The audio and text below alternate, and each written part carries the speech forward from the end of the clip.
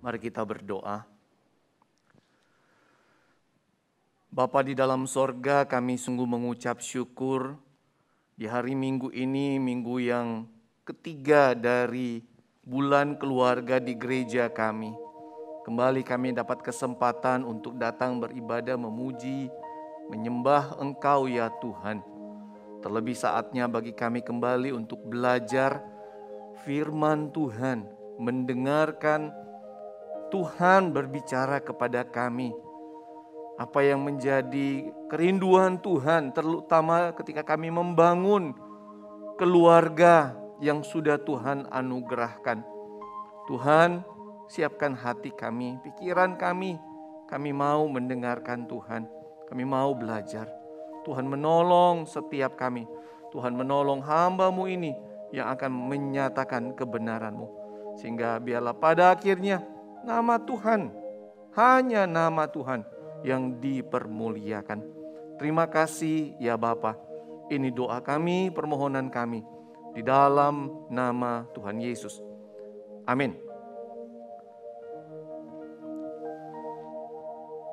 Selamat pagi Bapak Ibu Saudara yang kasih Tuhan.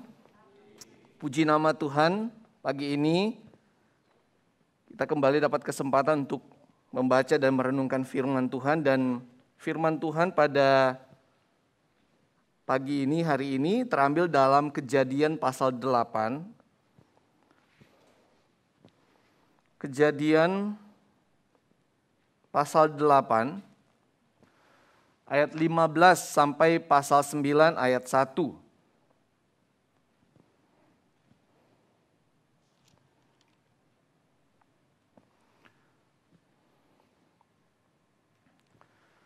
Kejadian pasal 8 ayat 15 sampai pasal 9 ayat 1 saya akan bacakan. Lalu berfirmanlah Allah kepada Nuh, keluarlah dari bahtera itu, engkau bersama-sama dengan istrimu serta anak-anakmu dan istri anak-anakmu.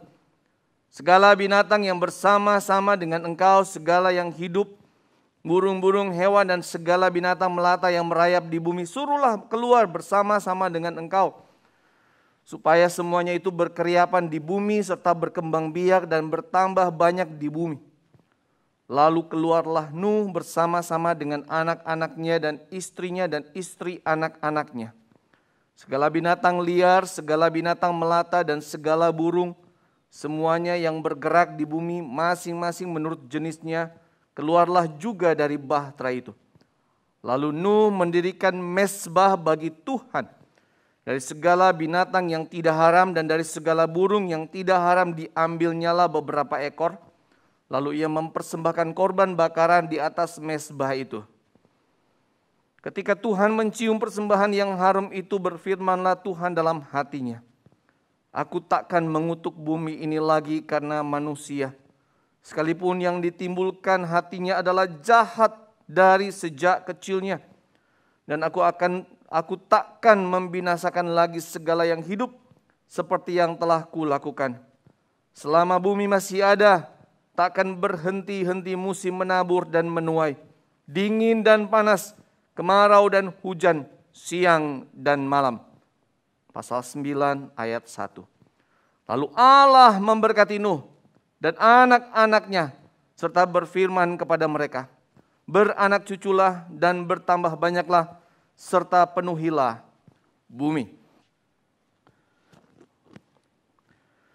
Saudara, tema di minggu yang ketiga dari bulan keluarga kita yaitu pemuritan dalam keluarga. Saudara, bicara tentang tema pemuritan dalam keluarga, maka pemuritan dalam keluarga itu adalah sebuah aktivitas dan tindakan yang dilakukan dalam sebuah keluarga dengan tujuan untuk menjadikan semua anggota menjadi murid Kristus. Nah, kalau bicara aktivitas, saudara, itu banyak sekali. Ya, bisa saja itu main bersama orang tua dengan anak, gitu ya. Bisa nonton bersama. Ya, saya belakangan sudah agak jarang ya main dengan anak. Ya, anak-anak udah lebih besar, punya dunianya sendiri gitu ya. Dulu waktu masih lebih kecil, saya cukup sering main gitu ya. Kadang-kala mainnya agak kelewat ya. Sampai ada yang nangis seperti itu. Atau kemudian misalnya jalan bersama, makan bersama, ibadah bersama, belajar firman Tuhan bersama. Bagaimana orang tua menjadi teladan dalam perkataan, dalam perbuatan, tingkah laku. Nilai-nilai yang kemudian coba dikembangkan dan ditumbuhkan di dalam keluarga yang didasarkan atas firman Tuhan. Saudara, itu semua aktivitas dan masih banyak lagi lainnya yang tujuannya menjadikan anggota keluarga itu sebagai murid Kristus. Saudara, sesuatu yang mungkin kita semua kemudian sudah tahu, tetapi rasanya saya ingin menekankan menjadi sebuah pertanyaan. Apakah itu penting? Apakah itu penting? Saudara, kenapa ini pertanyaan menjadi juga pertanyaan yang penting? Karena banyak orang Kristen, anak Tuhan, keluarga Kristen yang ternyata melihat hal ini sebagai sesuatu yang enggak penting, biasa saja.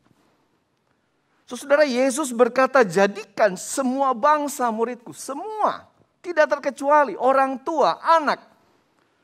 Semua saudara harus menjadi murid Kristus. Kembali pertanyaannya, mengapa harus menjadi murid Kristus? Saudara, bicara tentang murid Kristus, ya itu artinya kan kita ini murid, kita mengikuti guru kita, Yesus. Cara dia hidup, bagaimana dia hidup. Kita mencontohi dia, kita meneladani dia. Nah, di situ menjadi pertanyaan, mengapa harus kemudian kita menjadi murid Kristus? Saudara,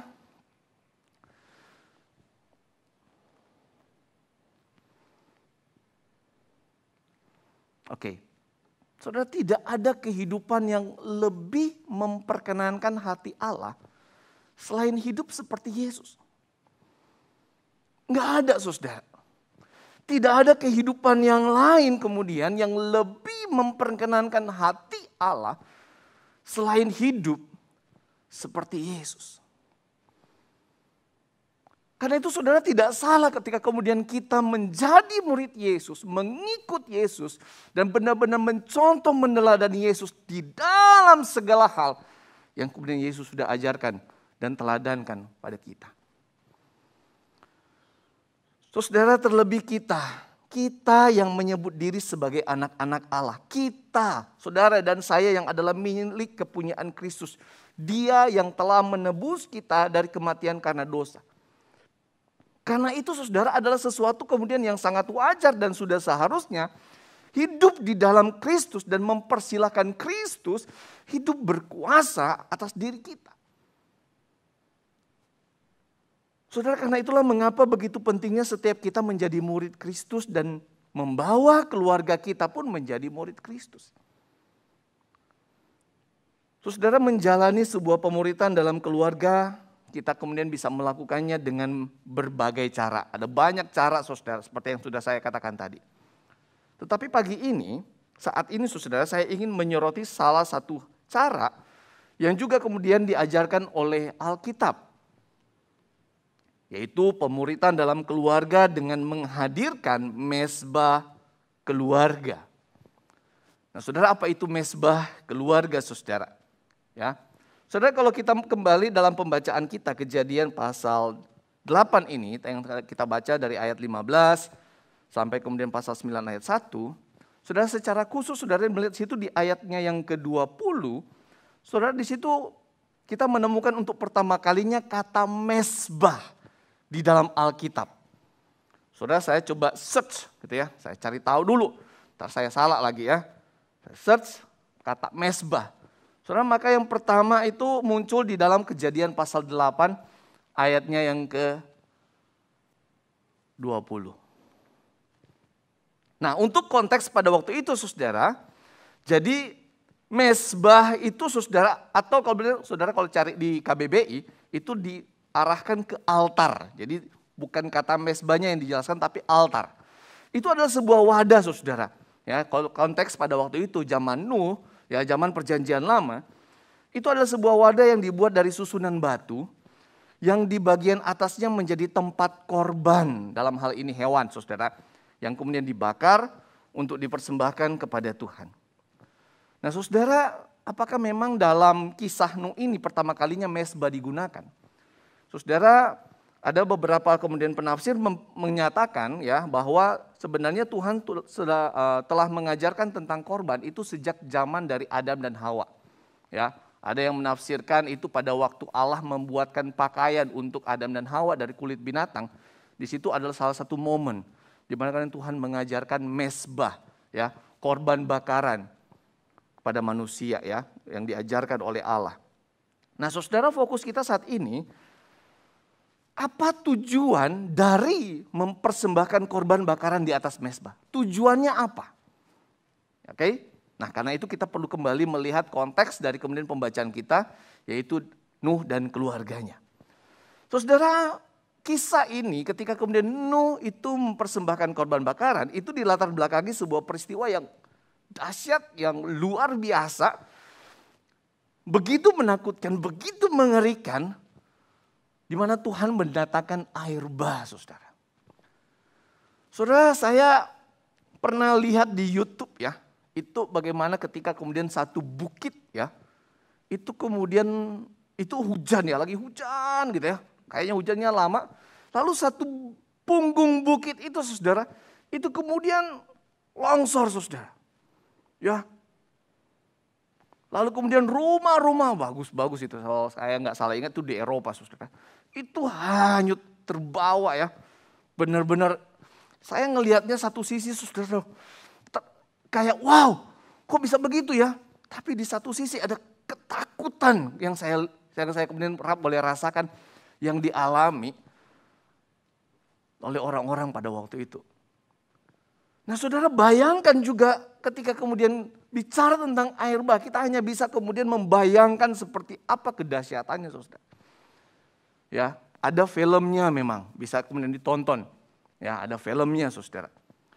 Nah, memang kemudian Nuh dan keluarganya itu ada di dalam bahtera, saudara. Tapi saudara, sekalipun mereka di dalam bahtera, perasaan takut, perasaan gentar akan kedahsyatan hukuman pasti memenuhi pikiran mereka, saudara. Membayangkan bahtera itu kemudian mulai naik, lalu mulai terobang-ambing, diseret arus, dibawa arus. Ketika kemudian bahtera itu mulai kemudian berhantaman dengan pohon yang begitu besar atau menghantam bukit atau batu. Saudara, saya membayangkan Nuh dan keluarganya di dalam bahtera itu kemudian begitu ketakutan. Membayangkan segala hal yang mungkin terjadi. Belum lagi ketika mungkin mereka mendengar orang-orang yang mungkin masih berteriak, tolong, tolong. Itu kemudian terngiang-ngiang di dalam pikiran mereka. Dan itu kemudian harus dihadapi oleh Nuh dan keluarganya 40 hari, 40 malam. Hujan tidak berhenti, mata air masih terbuka. Begitu dahsyatnya kemudian hukuman yang kemudian Tuhan berikan kepada bumi ini, pada manusia. Dengan datangnya air bah. Nah, saudara, saya memikirkan tentang apa yang terjadi kemudian pada Nuh dan keluarganya. Saudara, di dalam iman di mana mereka taat kepada Tuhan. Ketika mulai dari awal Tuhan ngomong, Nuh bikin bahtera, aku akan menghukum. Nuh dan keluarganya begitu taat, begitu beriman kepada Tuhan. Begitu banyak olok-olokan, hinaan mungkin, penolakan dari orang-orang pada waktu itu. Tapi Nuh tetap berusaha memegang imannya. Tapi saudara, saya membayangkan di dalam bahtera itu. Saudara, satu waktu saya dapat kesempatan ya rapat yayasan itu di Papua, saudara. Saudara, seumur-umur saya dapat kesempatan naik pesawat, saudara, saya rasa itu paling menakutkan yang pernah terjadi, saudara. Udah pesawatnya isinya sepi gitu ya. Saya bisa tiduran, saudara, gitu ya. Saudara, di situ itu benar-benar ya, saya sampai Tuhan. Saudara, kalau ditanya sekarang ya, Abil kalau mati hari ini masuk surga enggak? Amin, puji Tuhan, saya masuk surga, saya yakin, saudara. Tapi kalau ditanya waktu itu tetap takut enggak? Takut setengah mati, saudara. Takut sekali. Saudara, sampai sekarang saya masih trauma, saudara ya. Begitu itu pesawatnya. Sampai kemudian pagi-pagi lihat fajar, lihat apa? lihat matahari dan mulai tenang. Saya bilang, Tuhan terima kasih Tuhan. Saudara, saya membayangkan Nuh dan keluarganya. Di dalam iman mereka kepada Tuhan. Saya yakin tetap ada Tuhan, masih loloskah kami dari maut ini, dari kemudian musibah ini. Pasti ada kemudian pengharapan, seruan, panggilan, Tuhan tolong, Tuhan tolong. Bapak Ibu Saudara yang kasih Tuhan, kengerian karena air bah itu sangat mungkin menghinggapi Nuh dan keluarganya. Sampai kemudian pada akhirnya hujan berhenti, mata air kemudian tertutup, air menjadi tenang, air kemudian surut, dan Nuh serta keluarganya bisa kemudian keluar dari bahtera dan mendapati mereka selamat karena kasih karunia Tuhan. Sekali lagi, karena kasih karunia Tuhan. Dari awal Tuhan sudah menyatakannya dalam firman. Nuh orang yang mendapat kasih karunia. Dia pun selamat karena kasih karunia Tuhan. Saudara, di dalam latar belakang inilah kemudian Nuh dikatakan pada ayat yang ke-20, saudara. Lalu Nuh mendirikan mezbah bagi Tuhan dari segala binatang yang tidak haram dan dari segala burung yang tidak haram. Diambilnyalah beberapa ekor. Lalu ia mempersembahkan korban bakaran di atas mezbah itu. Hal yang pertama yang dilakukan oleh kemudian Nuh pada waktu itu. Setelah kemudian pintu bahtera itu dibuka. Lalu kemudian Nuh keluar bersama dengan keluarganya. Binatang-binatang yang lain pun keluar. Di situ kemudian Nuh langsung mengambil beberapa ekor binatang yang kemudian memang sudah dikhususkan. Lalu kemudian dia pakai itu sebagai korban bakaran untuk dipersembahkan kepada Tuhan. Bapak Ibu Saudara, dari hal ini kita mendapati bahwa Nuh mempersembahkan korban bakaran di atas mezbah itu didasari rasa syukur.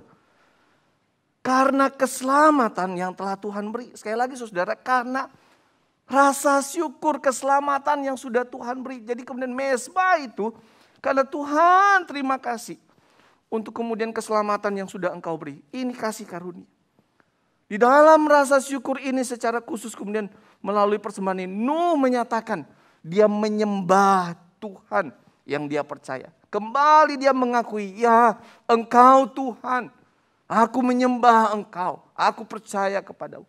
Persembahan itu adalah pernyataan iman Nuh dan keluarganya kepada Tuhan.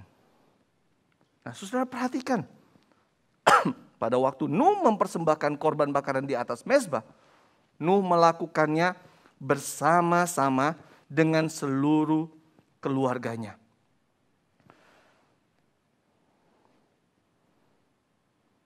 Ayat 18, lalu keluarlah Nuh bersama-sama dengan anak-anaknya dan istrinya dan istri anak-anaknya.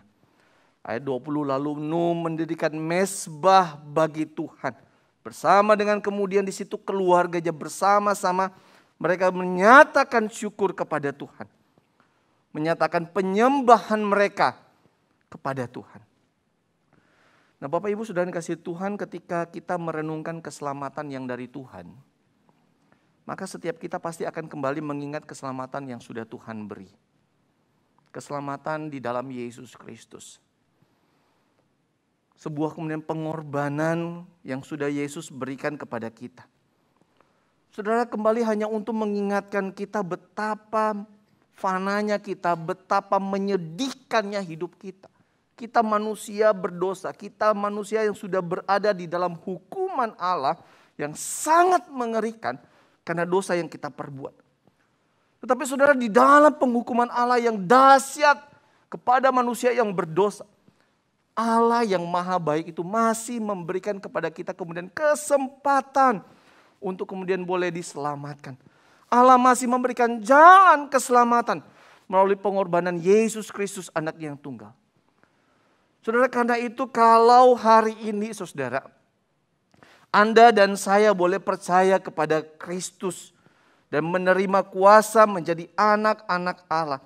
sungguh itu semata-mata hanya karena kasih karunia Allah. Kalau hari ini saudara, Anda dan saya dalam ruangan ini dan memuji Tuhan, berseru memanggil nama Tuhan Yesus, saudara, itu semua karena kasih karunia Tuhan bagi hidup kita. Karena keselamatan yang sudah Tuhan berikan. Terlebih lagi saudara, ketika kemudian kita memikirkan tentang kita, apakah kemudian setelah Tuhan menyelamatkan kita, it's okay, sudah hebat, sudah baik. Oh saudara, betapa rapuhnya Anda dan saya, betapa lemahnya kita. Tiap-tiap hari sangat mudahnya kita jatuh di dalam dosa. Saudara, dalam keselamatan yang sudah Allah beri, Allah di dalam hikmatnya dia pun tahu Anda dan saya nggak akan kuat mempertahankan iman ini, nggak bisa. Dan karena itu kemudian tiap-tiap hari Tuhan menuntun kita. Saudara, saya senang sekali kemudian firman Tuhan di dalam Ratapan pasal 3 ayat 22-23 berbicara tentang bagaimana rahmat Tuhan tuh yang selalu baru tiap pagi. Saudara, di sini saya mendapati sungguh-sungguh betapa kemurahan Tuhan tuh begitu besar tiap hari.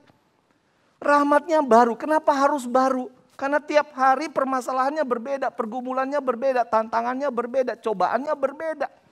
Akan ada begitu banyak kemudian jebakan-jebakan yang bisa kemudian membawa iman kita itu, yang pada kita itu hancur. Kita bisa dengan mudahnya meninggalkan Tuhan, kita bisa dengan begitu mudahnya melupakan Tuhan. Kita bisa dengan begitu mudahnya mengabaikan Tuhan. Tapi rahmat yang baru itu tiap pagi Anda dan saya dapat. Itu menopang, menjaga, memelihara, memimpin kita. Sehingga ketika kita mulai jauh dari Tuhan, Tuhan bisa bawa kita kembali pulang. Tiap hari saudara. Saudara, inilah keselamatan yang tiap hari harus kita syukuri. Saudara, keselamatan di dalam Yesus Kristus inilah yang kemudian menjadi dasar. Ketika ada anak-anak Tuhan yang kemudian mulai mengadakan mezbah keluarga di dalam rumah. Saudara, mezbah keluarga ini ya, istilah kemudian mezbah keluarga ini itu mulai diadakan oleh orang Kristen setidaknya sejak abad kedua, saudara. Bahkan secara khusus itu, saudara, pada awalnya mereka membangun, saudara, satu ruangan khusus. Ya, satu ruangan khusus yang memang kemudian dipakai untuk mengadakan mezbah keluarga. Tempat mereka berdoa secara khusus, saudara. Tetapi dengan berkembangnya zaman, berkembangnya pemahaman dalam kekristenan, maka kemudian kita mendapati di zaman ini, mezbah keluarga sudah menjadi sebuah ibadah keluarga di dalam rumah. Saudara, saya coba sharing sedikit, saudara. Saya dibesarkan dari keluarga yang hampir setiap hari mengadakan mezbah keluarga atau ibadah keluarga. Dari sejak saya ngerti, itu saya taunya saya setiap pagi ya, kecuali hari Minggu ya, itu Senin sampai Sabtu, kami itu ada ibadah keluarga jam 5 pagi, saudara. Itu biasanya pagi-pagi jam 5 ya, sebelumnya kami sudah dibangunkan. Biasanya itu tugasnya papi. Papi yang kemudian mulai bangunkan satu-satu anak-anak. Dan saudara, di rumah itu bukan kami ada berenam ya, berenam maksud saya orang tua, papi, mami, lalu kami 4 bersaudara. Dan masih ada lagi yang lain. Ada saudara-saudara kemudian yang dari desa, dari kampung itu, yang juga kemudian tinggal bersama dengan kami. Jadi orang di rumah itu bisa sampai 10, bisa sampai 12 orang, saudara, dalam rumah itu. Dan semua itu wajib, saudara. Bukan pilihan, boleh apa enggak boleh, enggak bisa. Wajib. Jam 5 pagi. Ya. Jadi kalau saudara saya coba urut-urutkan, saudara ya, itu memang kami mengadakannya kaku ya, boleh dikatakan kaku, saudara ya. Itu benar-benar kayak ibadah dalam rumah ya, duduk di ruang tamu, semua kemudian harus pegang Alkitab. Lalu karena dari gereja kami memang kemudian yang memakai pujian kidung jemaat, itu hampir setiap kami tuh pegang satu kidung jemaat, jadinya lagunya dari kidung jemaat gitu ya. Kaku, saudara, memang. Jadi ada pujian, doa pembukaan, lalu pujian lagi. Nah itu biasanya papi yang mimpin. Lalu kemudian setelah itu masuk firman. Nah, firman biasanya hampir selalu yang saya ingat itu mami yang menyampaikan firman. Lalu sesudah itu doa penutup, doa berkat, ya, doa syafaat, itu papi lagi yang mimpin. Saudara, itu kami lakukan setiap pagi, saudara.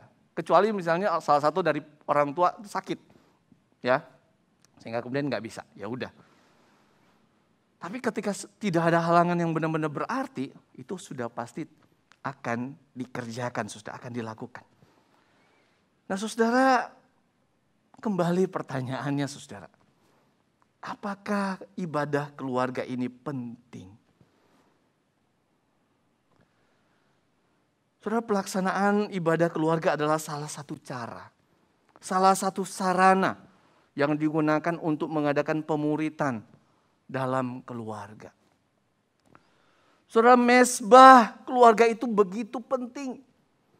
Mezbah keluarga adalah kesempatan secara khusus ketika kemudian seisi rumah menyatakan syukur dan menyatakan penyembahan kepada Tuhan yang sudah menyatakan keselamatannya di dalam Yesus Kristus. Mezbah keluarga adalah kesempatan orang tua mengajarkan anak-anak mulai mengenal Tuhan, menghormati Tuhan, menyembah Tuhan, menaati Tuhan, melayani Tuhan. Saudara, kami di rumah mulai mengajarkan anak-anak itu mulai melayani dalam ibadah. Biasanya kalau kami mengadakannya, itu mulai bergilir ya, khususnya anak-anak. Mereka yang jadi ya WL-nya. Memulai dengan formal, mari kita, ya, lucu ya kalau anak saya paling kecil pas dia yang mimpin tuh bisa ketawa-ketawa gitu ya.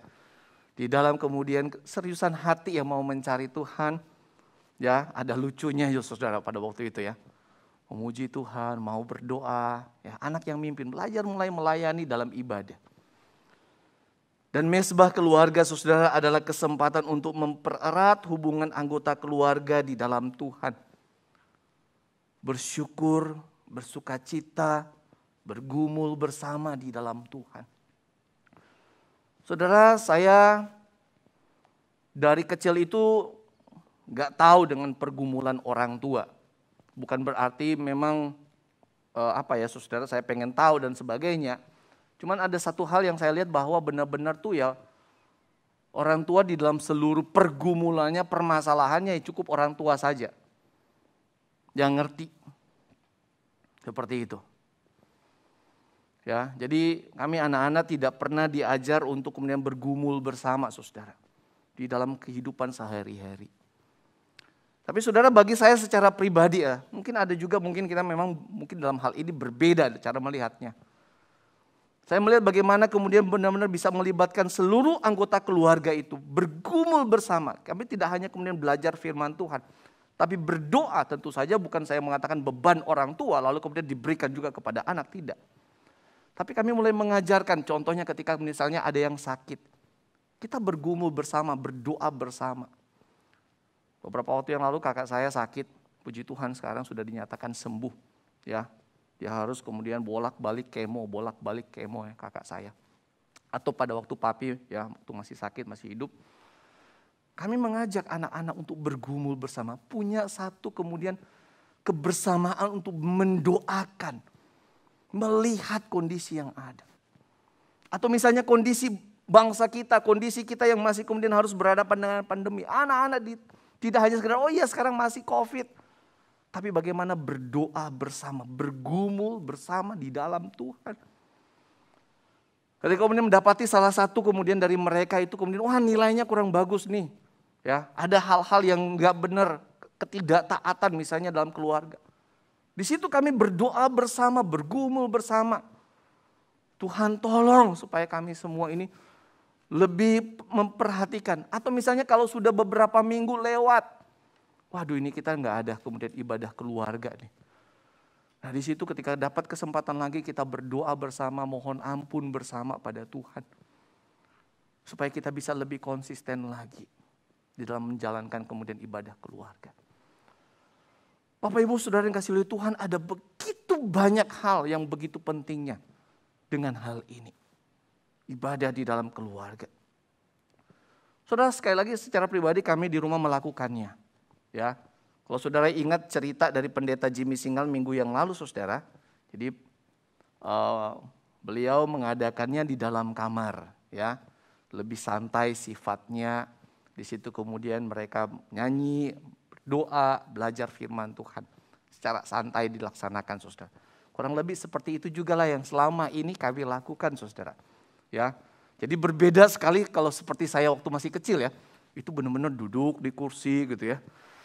Gak boleh ada yang angkat kaki gitu ya, gak boleh saudara ya. Kalau mau tiduran karena masih ngantuk gak boleh ya.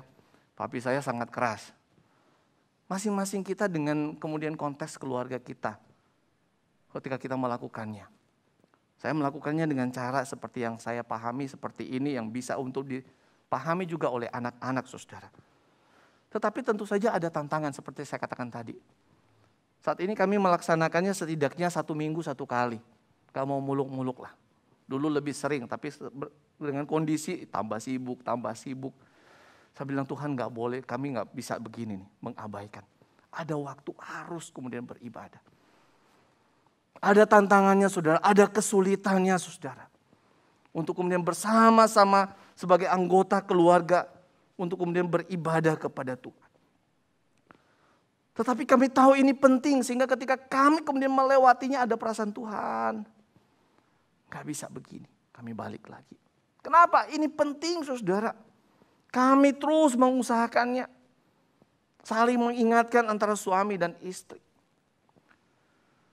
Saudara, saya akan menutup kemudian perenungan kita tentang pemuritan dalam keluarga ini dari Kejadian pasal 9 ayat 1. Lalu Allah memberkati Nuh dan anak-anaknya serta berfirman kepada mereka. Beranak cuculah dan bertambah banyaklah serta penuhilah bumi. Saudara, yang menarik di dalam pasal 9 ini saudara. Ya, silakan nanti Bapak Ibu Saudara bisa membacanya itu di rumah. Saudara, disinilah kemudian Allah menyatakan janjinya, menyatakan berkatnya kepada manusia, kepada Nuh dan keluarganya. Dimulai dari ayat kemudian yang pertama di situ dikatakan lalu Allah memberkati Nuh dan anak-anaknya. Saudara, kemudian kalau saudara baca itu khususnya mulai ayat 8 sampai ayat yang ke-17 di situ berkali-kali Allah menyatakan janjinya kepada Nuh dan keluarganya. Perjanjianku 7 kali saudara. Ya. Kita ngomong kalau 7 kali saudara itu dalam Alkitab itu angka yang sempurna saudara ya. Perjanjianku. Allah menyatakan kemudian janji. Berkatnya itu kepada Nuh, keluarganya, dan kepada umat manusia. Saudara, dari bagian ini saya merenungkan ketika kita sungguh-sungguh hidup dengan menjadikan Yesus Kristus sebagai pusat syukur keluarga kita. Pusat penyembahan keluarga kita. Maka Allah akan memberkati. Bukan hanya kita dan keluarga kita bahkan. Tetapi lebih dari itu Tuhan akan menyatakan berkatnya kepada orang lain melalui kita dan keluarga kita. Saudara, bukankah itu panggilan Anda dan saya? Bukankah itu yang menjadi kemudian visi gereja? Jadi berkat, keluarga, gereja, bahkan dunia, masyarakat. Saudara, inilah kemudian yang menjadi panggilan bagaimana Tuhan memberkati Nuh untuk menjadi berkat. Begitu luar biasanya saudara. Bapak Ibu Saudara dikasihi Tuhan, dalam kehidupan kita setiap hari ada begitu banyak hal yang bisa mempengaruhi kita dan menghalangi kita untuk mengadakan pemuritan dalam keluarga. Ada yang ngomong pada saya, ya sebenarnya lebih kepada malas Pak. Ada yang ngomong pada saya, aduh sibuk. Akhirnya terabaikan. Saudara, tetapi saya berdoa, saya sungguh berdoa. Ketika saya juga secara pribadi sedang menggumuli pemuritan dalam keluarga ini saudara. Sungguh saya berdoa terlebih khusus untuk jemaat Gereja Kristen Kalam Kudus Surakarta. Tuhan menolong setiap kita keluarga demi keluarga. Setiap orang tua ditolong dan dimampukan oleh Tuhan untuk kita bisa mengadakan pemuritan dalam keluarga. Ada begitu banyak cara. Tetapi kalau hari ini Tuhan mungkin mengajak kita untuk mengadakan mesbah keluarga di dalam rumah, mari kita menjalaninya dengan ketaatan, dengan kesetiaan, dan dengan penuh ucapan syukur. Ketika kita mau berusaha mencari waktu, pasti ada. Kalau kita memang mengatakan bahwa ini penting, kita pasti mengusahakannya. Dan pasti ada kesempatan. Tapi selama kita merasa ini bukan sesuatu yang penting, bukan sesuatu yang urgent, bukan sesuatu yang sangat mendasar, maka kita akan dengan mudahnya mengabaikan. Tapi sungguh saya berdoa, Tuhan membuka hati dan pikiran kita untuk kemudian mengerti betapa pentingnya kemudian mesbah keluarga ini. Sehingga kita bisa mengadakannya di rumah kita masing-masing. Dengan konteks kita, cara kita. Seperti apa yang kita pahami. Kalau Bapak Ibu membutuhkan pendampingan, ada hamba-hamba Tuhan yang akan menolong untuk kita menjalaninya bersama-sama. Tuhan memberkati. Mari kita berdoa. Bapa di dalam sorga,